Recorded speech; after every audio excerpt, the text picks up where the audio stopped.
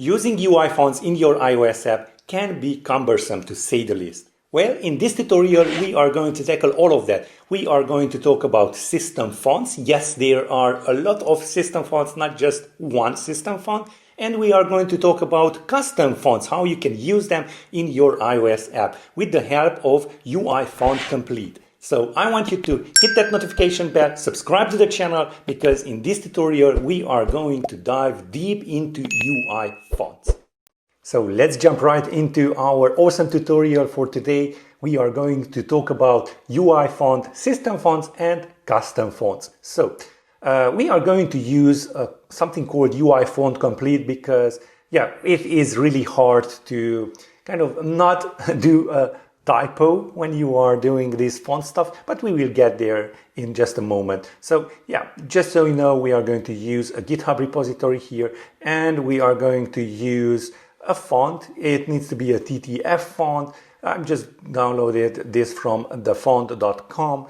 And at the end of our tutorial, we are also going to take a little peek at Spark UI and how it uses UIFont Complete and all of that you have learned throughout this tutorial. So we are going to start off from scratch. So let me just start off with a brand new Xcode project.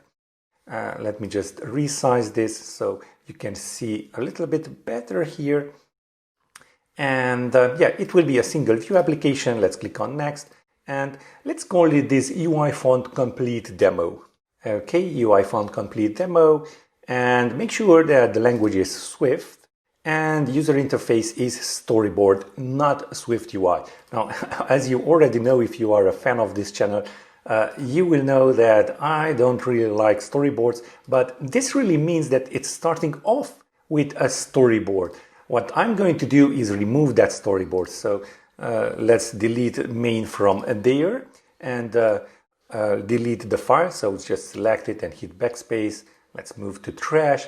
And in the info pane here, let's go to application scene manifest, scene configuration, application session roles, item 0, and here we have storyboard name, and as you can see, it's set to string. Now you want to remove this altogether. So let me just, currently you can't, if you hover here, you can't see the plus and minus buttons as you can see here.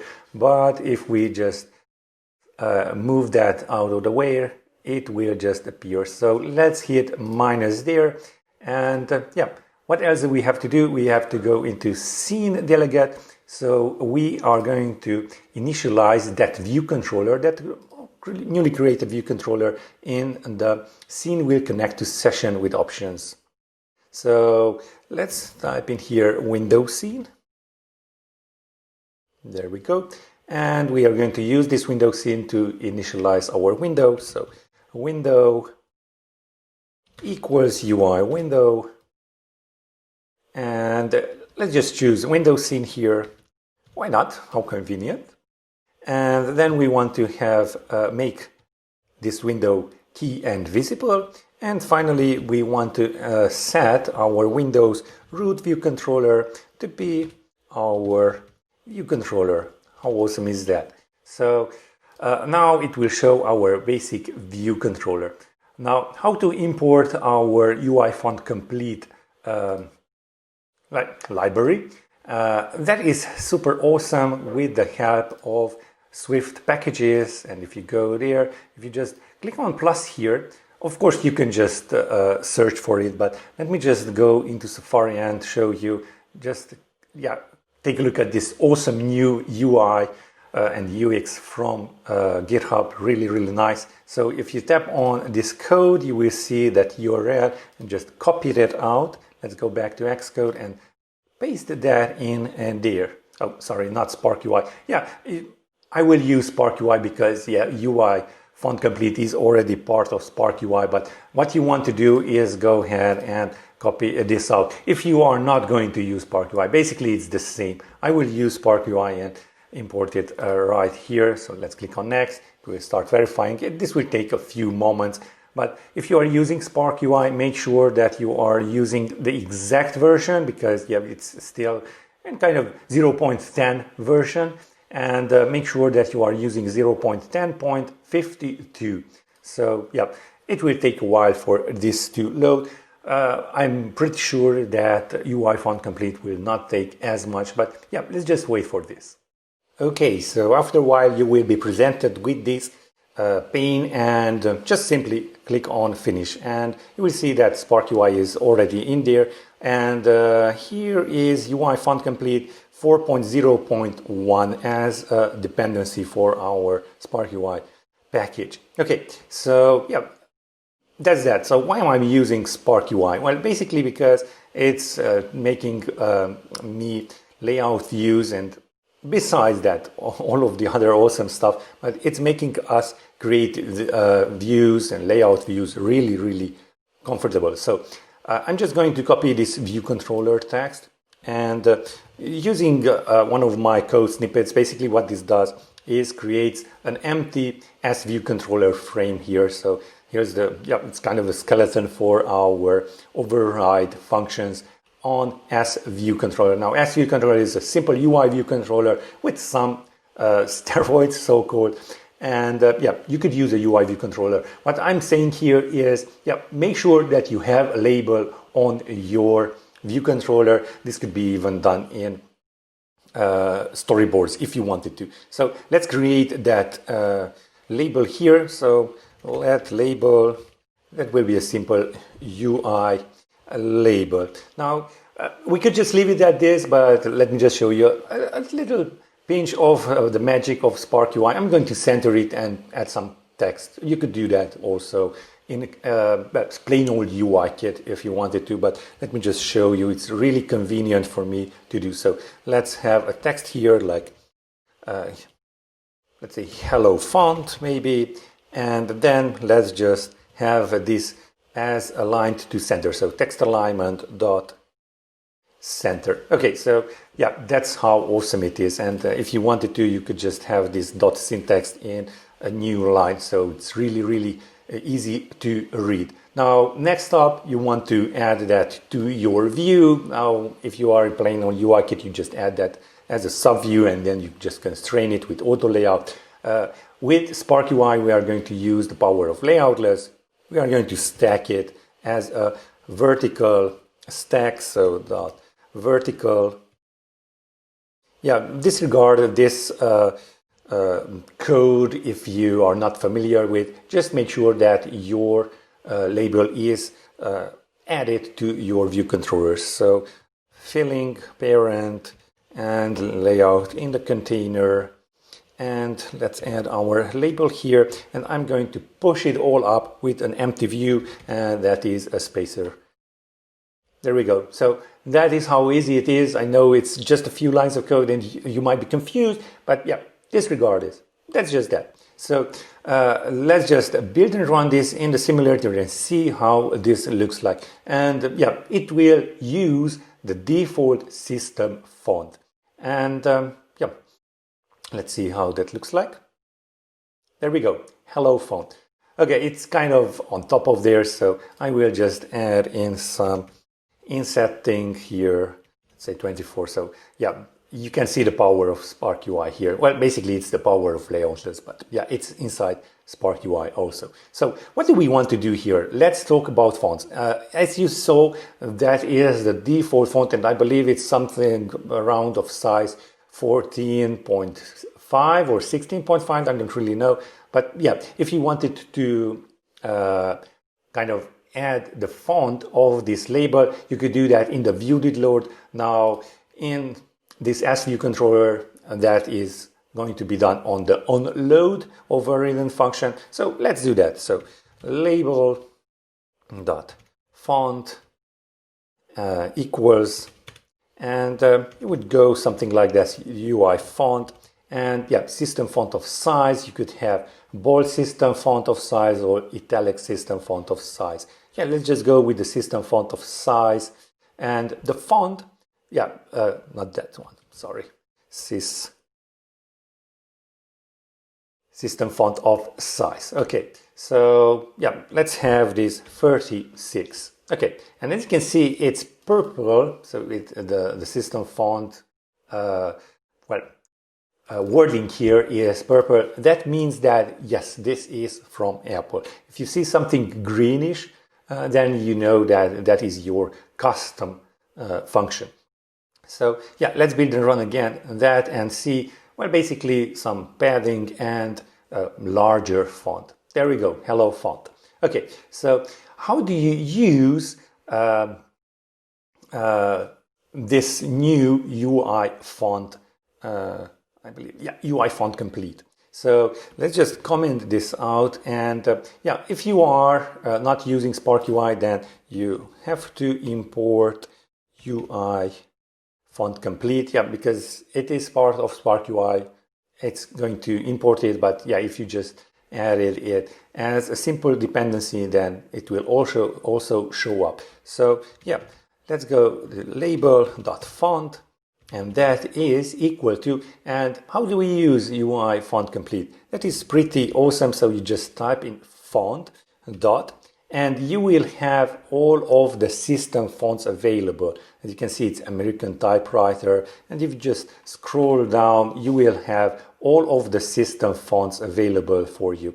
I will use American typewriter bold, and what you have to, so this is just yeah, as you can see, we have an error here.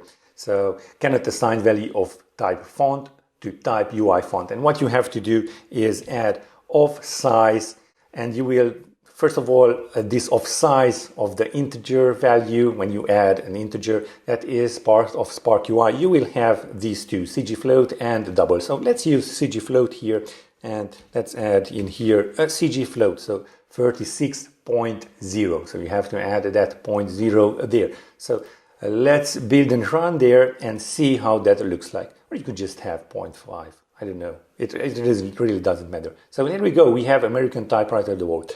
So there you have all of the available or your system fonts. Okay, so what are these system fonts? Okay, so you don't really know. Well, if you just start typing a dot here after font, then you will have a list of it, but you don't really know. And now that we are going to add a custom font, so not the system fonts, we are going to need that. And yeah, basically what we are going to use is a little function in Spark UI, but no worries if you haven't installed Spark UI, you will, I will show you the code. So that is list. Also, I have a little function here as an extension of UIFont list also. Let's jump to that definition. Basically what we are doing is grabbing our UIFont and our family names, and for each we are going to get the family name, and we are going to get the font name for that family name as UIFont.fontnames for family name, and we are going to print the family name out and the font name. Now, why do we need this? So let me just add first, let's just go back here. So yeah, this is where I printed out. Let's just build and run. Now, why do we need this? Was my question. Well, it is because some, well, basically most of the fonts, they do have a family name, but their name that we are going to use isn't the same. So as you can see, let's just go back to our font name. So here we have our family name, and that is, let's say, Apple symbols. As you can see here, we have a space. Now, we are going to use the font name. So that is what we are going to use in code. So as you can see, the Apple symbols does not have that space there. And you might guess that, okay, let's just remove the spaces. But no, in some cases, that space is not even there, as you can see here, or it has this line there. So yeah, it doesn't really make sense to just kind of omit the spaces. And of course, we don't really know if you have a custom font. So that is why you want to list all of them out. So let's just add in here our font, first of all. So I just downloaded Hi Summit here, and make sure that you are downloading the TTF files. So yeah, you have to have a TTF font. So make sure that add to targets is selected. And now let's just copy all of this out. So make sure that you copy even the .ttf. And let's go to our info plist file. So select your target info. And here, let's just add a new key value pair and start typing in fonts. And as you can see, fonts provided by application pops up.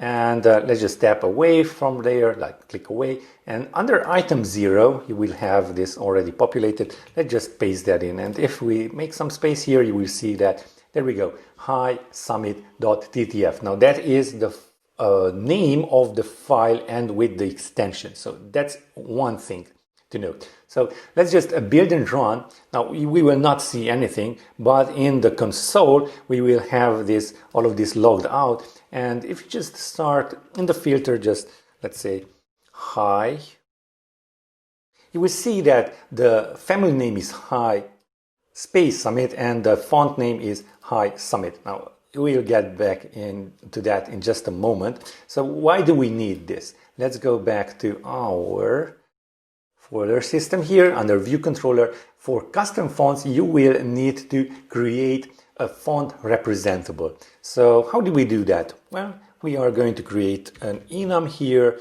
for all of our custom fonts. And let's name this custom font. And that will be of type string and font representable. So representable. Okay, so let's just add in here hi summit. So yeah, we know that. And now what we want to do is grab the font name, not the font family, but the font name. So let me just copy that out and paste that in there. So now that we have created this enum, we can use that. So how do we actually use that? Well, it is pretty simple. Let's just remove all of this and scroll all the way down where we are adding our, well, now we can just comment this out and where we are adding our labels font. So label dot font equals, now you could just type in custom font and then a dot, and you will see that hi summit pop up, and then of course of size. And while we are at it, let's just use this from Spark UI. You don't really have to, you could just use ggfloat or double, but I will use this as well. And that is how simple it is. So now let's just see how this builds and runs. There we go, hello font, and that is our hi summit font in a few easy steps. Now remember, you have the differences between family names and font names. Okay, so let's take this a little bit further. Let's talk about Spark UI and how easily you can use all of this and some extra there. Okay, so let me just comment that out, and let's just have in here for with Spark UI. Okay, so with Spark UI, you don't really have to use the dot font equals and so on. You could just append in here, so dot font. And as you can see, we have something that is returning a UI label, and that is what you can use already here. Now, what you would do in your code is just use it here. But this is just a simple example, so I will just append that right over here. So font, and there we go. So it needs a UI font. So what do we really want here? Well, let's just add in here a font dot American typewriter board again of size, let's say 46. Okay, so of course you could just add a UI system font of size 36 and it will not complain, but now it is complaining because now we don't really know if this American typewriter board exists. So it's basically an optional. So we want to fix this with a default value, and you could just grab UIFont system font of size, let's say 46. Okay, but this is, and let's just build and run, and I will show you how to fix it. This is kind of long, and you're just asking, why do this? Well, first of all, yeah, there we go. We have that American typewriter board there. First of all, you could just append it right over here, which is really, really nice. But yeah, this is kind of long. So Spark UI also supports not to have these optionals. So what we are going to do is just call here a label. There we go, label dot font again. And now we want to add in a font. And I just created a UIFont extension. So because here we are expecting a UIFont, we just type in a dot here and just start typing system. Now, here we have a system font, the first one that is already highlighted, system font of size.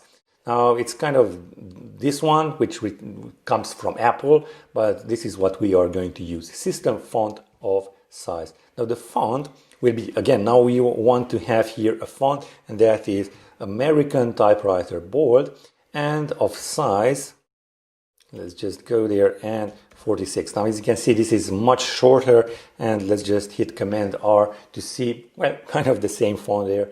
It's really, really nice. Okay, so yeah, that takes care of the system fonts, and of course you could just use UI, the system font, yeah, if you wanted to. But yeah, let's just move on and take a look at how we would handle the custom fonts.